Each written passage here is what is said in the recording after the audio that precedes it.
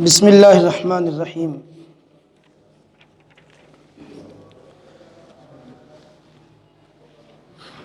یہ باب نمبر 17 ہے، کتاب الایمان، بخاری شریف، جلد نمبر 1۔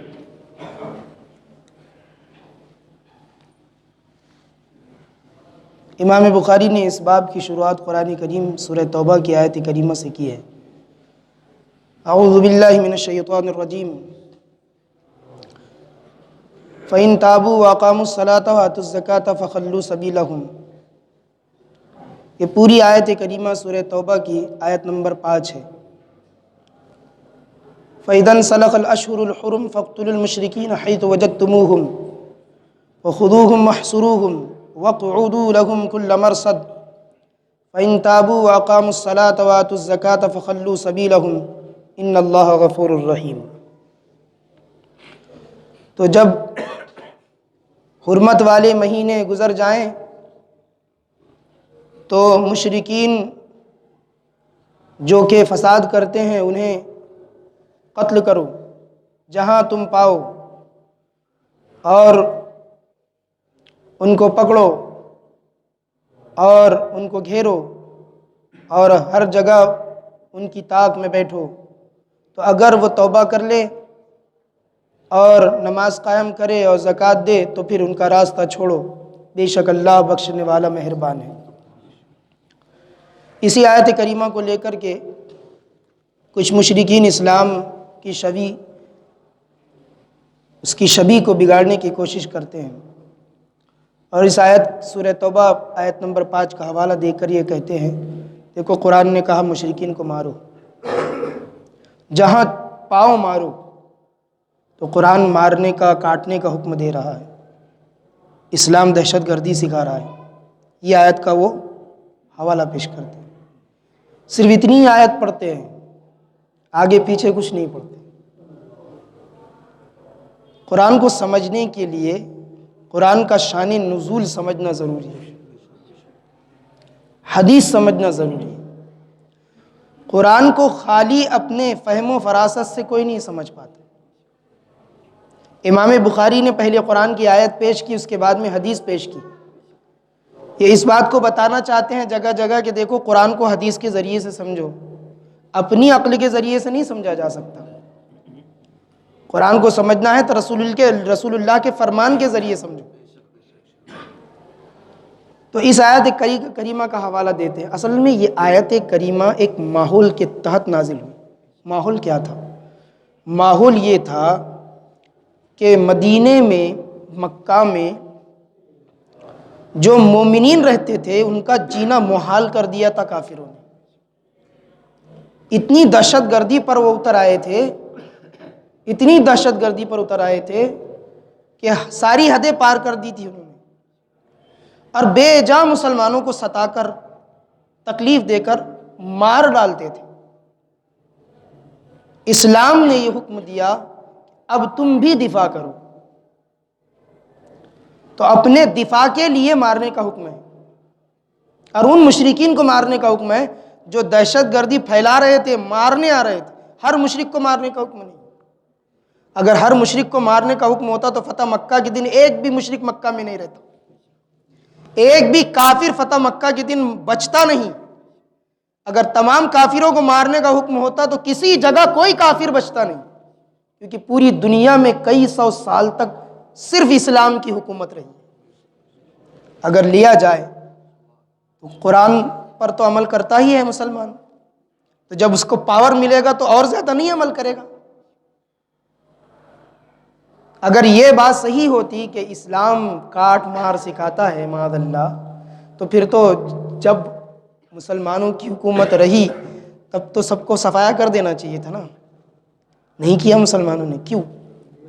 وجہ یہ ہے کہ اسلام بیجا کسی پر حکم نہیں کرتا کہ ہاتھ بھی اٹھائے، بلا وجہ کسی پر ہاتھ اٹھانے کا بھی حکم اسلام نہیں دیتا، گرچہ سامنے والا مشرک یا کافر ہو۔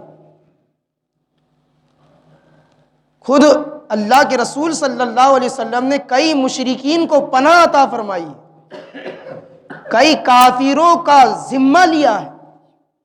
اسلام نے ٹیکس لے کر بہت سارے ذمیوں کو اپنی حفاظت میں چھتر و چھایا میں رکھا ہے، اور یہی بات ہوتی جو وہ کہہ رہے ہیں تو پھر کہیں بھی کوئی کافر نہیں بچتا۔ اصل میں یہ آیت کریمہ کا پس منظر یہ ہے کہ یہ ان دہشت گردوں کے لیے تھی جو بلا وجہ غریبوں کو مارتے تھے، بے سہاروں کو مارتے تھے، نہتوں پر حملہ کرتے تھے، ان کے لیے تھی۔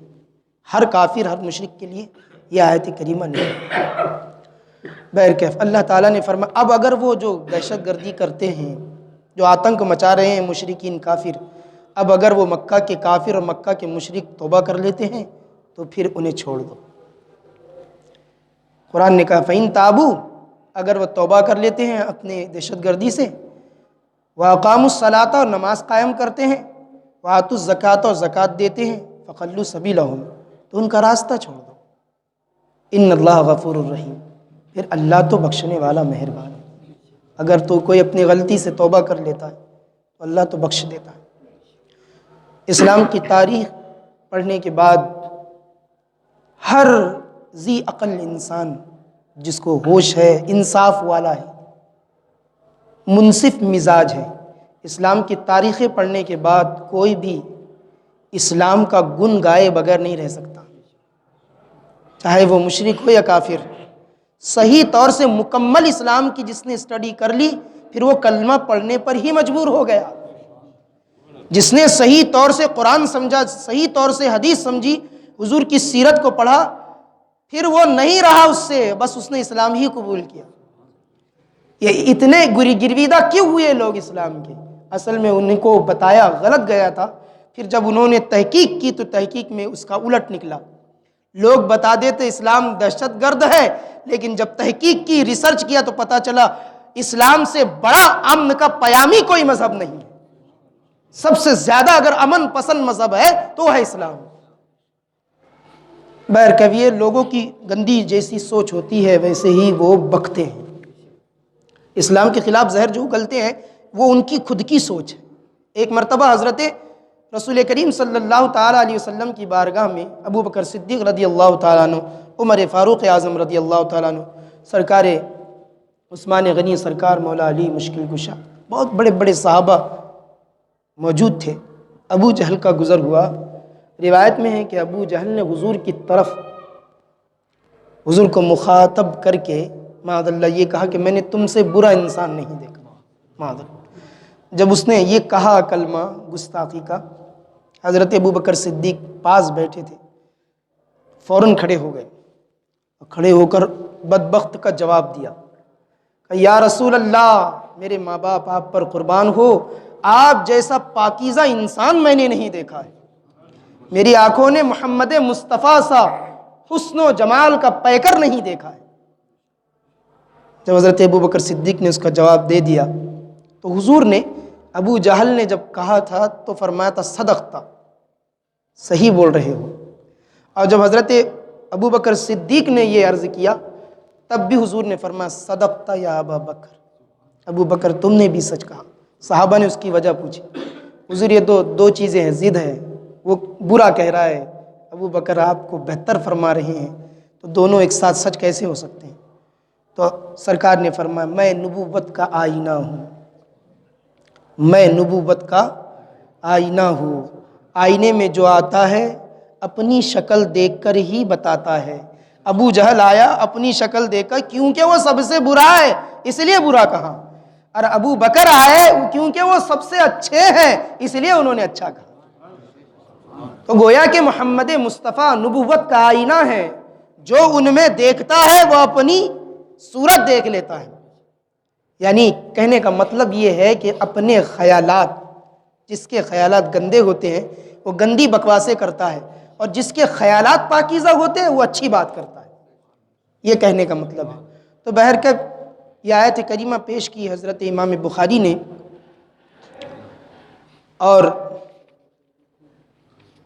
اس کے بعد میں حدیث پیش کی، حدیث نمبر 25۔ حدثنا عبداللہ بن محمد المسندی قال حدثنا ابو روح الحرمی ابن عمارة قال حدثنا شعبة عن واقد بن محمد قال سمعت ابي يحدث عن ابن عمر رضي الله تعالى عنهما ان رسول اللہ صلی اللہ علیہ وسلم قال امرت ان اقاتل الناس حتى يشهدوا ان لا اله الا الله وان محمد رسول الله ويقيموا الصلاة ويؤتوا الزكاة فاذا فعلوا ذلك عصموا مني دماءهم واموالهم الا بحق الاسلام وحسابهم على الله صدق رسول اللہ۔ حضرت واقد بن محمد انہوں نے کہا میں نے اپنے باپ سے حدیث سنی، والد سے حدیث سنی۔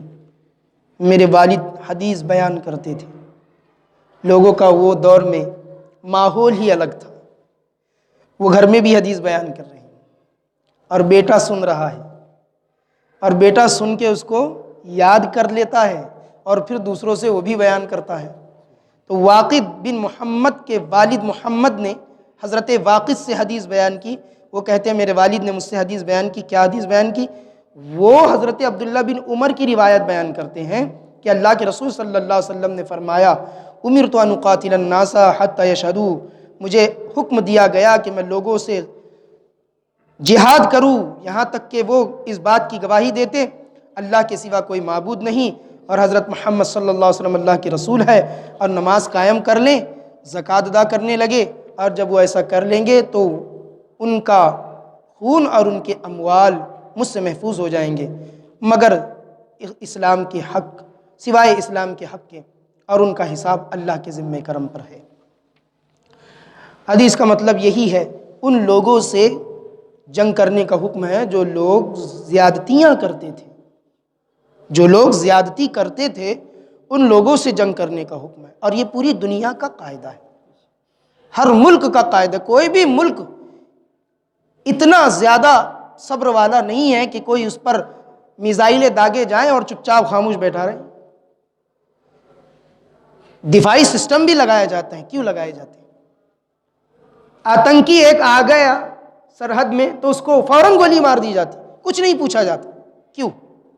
آخر وہ بھی تو انسان ہے۔ تو کہا جائے گا نہیں وہ غدار ہے اس لیے مارا گیا۔ تو کہنے کا مطلب انسانی جان لینا اگر کسی فائدے کی وجہ سے تو اچھا کام ہے، اور حضور نے جو جنگ فرمائی ہے وہ فائدے کے لیے فرمائی، آتنک کو ختم کرنے کے لیے فرمائی، لہٰذا حضور کا فعل اچھا ہے، حضور کا کام اچھا ہے، حضور کا جہاد اچھا ہے، اس میں جہاد کی بھی فضیلت ہے۔ تو حضور نے فرمایا مجھے حکم دیا، یہ پورے لوگوں کے لیے نہیں کہ ہر انسان سے جنگ ہی کرتے رہنا، ان لوگوں سے جو مشرکین مکہ تھے، جنگ کرتا رہوں یہاں تک کہ وہ گواہی دے دیں اللہ کے ایک ہونے کی، محمد مصطفیٰ کے رسول ہونے کی، اور نماز قائم کرے، زکوٰۃ دیں۔ جب وہ ایسا کر لیں گے تو ان کا خون اور ان کے اموال مجھ سے محفوظ ہو جائیں گے، سوائے حق کے اسلام کے۔ ہاں، اسلام کا حق اگر کوئی مومن ہو کر کوئی کافر مومن ہو جائے اور اسلام میں داخل ہو جائے تو اب اس پر کوئی تلوار نہیں اٹھائے گا، لیکن ایک بات ہے، اگر کوئی گناہ کرے گا تو اسے چھوڑا بھی نہیں جائے گا۔ مومن ہے، مسلمان ہے، اور کسی مسلمان کو جان بوجھ کے بلا وجہ شرعی ختم کر دیا، قتل کر دیا، قتل عمد کیا، تو پھر اس کے سزا میں اسے قصاصاً قتل کرنا پڑے گا، پھر اس کی جان محفوظ نہیں رہے گی۔ اسلام کا حق یہ ہے کہ اگر کسی نے قتل کیا تو اسلام کہتا ہے حد جاری کی جائے، قتل عمد کیا، جان بوجھ کے مارا تو اس پر اسلام کا قاعدہ جاری ہوتا ہے قصاص۔ قصاص یہ ہے کہ بدلے میں اس کو بھی قتل کیا جائے، جس کو بعد میں دھیرے دھیرے ملکوں نے پھانسی کی سزا پر لا کر موقوف کر دیا تھا کہ پھانسی کی سزا دی جاتی تھی بلا وجہ کسی کا قتل کرنے پر۔ اسی طرح کوئی زانی ہے، شادی شدہ زانی، شادی شدہ عورت، شادی شدہ مرد، اس نے زنا کیا تو پھر اس کی سزا اسلام میں اسے اتنا مارا جائے کہ وہ مر جائے، سنگسار کرنا، یہ اسلام میں زنا کی سزا ہے۔ اس کی وہ زانی جو کہ شادی شدہ ہے، اس کی سزا ہے کہ اسے اتنا مارا جائے کہ وہ مر جائے۔ تو یہاں محفوظ نہیں رہا اس کا خون، اور قصاص میں بھی محفوظ رہی، کیونکہ یہ حق ہے اسلام کا، اسلام نے حد جاری کی ہے۔ تو اگر غلطی کرو گے تو پھر مومن ہو یا مسلمان ہو یا پھر کوئی اور ہو، سزا تو ملے گی۔ جان بوجھ کے کسی کو مارو گے تو سزا ملے گی، قصاص میں تمہیں بھی قتل ہونا پڑے گا، حضور نے فرمایا۔ یہ حدیث نمبر 25 امام بخاری نے ذکر فرمائی ہے، حدیث نمبر 26 ہے جو آگے آ رہی ہے۔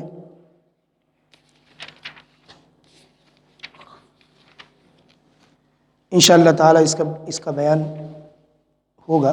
اللہ تبارک و تعالی ہمیں توفیق خیر عطا فرمائے اور قرآن صحیح طور سے سمجھنے کی توفیق عطا فرمائے اور قرآن و حدیث پر عمل کی بھی ہمیں توفیق عطا فرمائے۔ صلی اللہ علی النبی المی وآلہ صلی اللہ تعالی علیہ وسلم،